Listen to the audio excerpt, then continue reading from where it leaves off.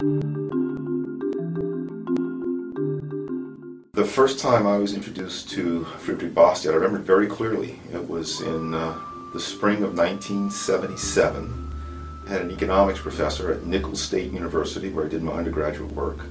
Distressingly enough, I was exposed to Bastiat for the first time, I read it for the first time and held a Bastiat book for the first time here in this building at George Mason University. I first read Bastiat my first year of graduate school, and I read his pivotal work, The Seen and What Is Not Seen. She was my first economics professor, Michel Francois, who saw my enthusiasm for economics, and she said, "You ought to read the works of Bastiat." And I remember just reading it and thinking, this is an important tool for policy that I can use every day.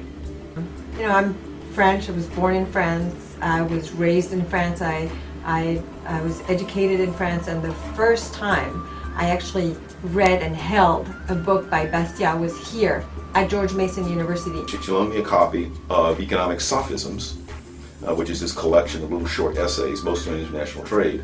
And I read it and was just utterly captivated because they're funny, they're insightful, you learn. I mean, he was so advanced in his thinking, and he was able to kind of tell these stories, you know, and they're just very funny and ridiculous. I mean, and show the ridiculousness of a lot of the things people want and government intervention.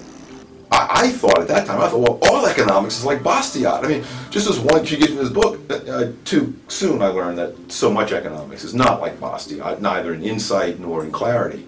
But that was my first introduction to Bastiat. Bastiat will continually be a person of influence, something or someone economists talk about. His ideas are the foundation, the law for a just, free, prosperous society. So his ideas aren't weakening, they're only gaining strength.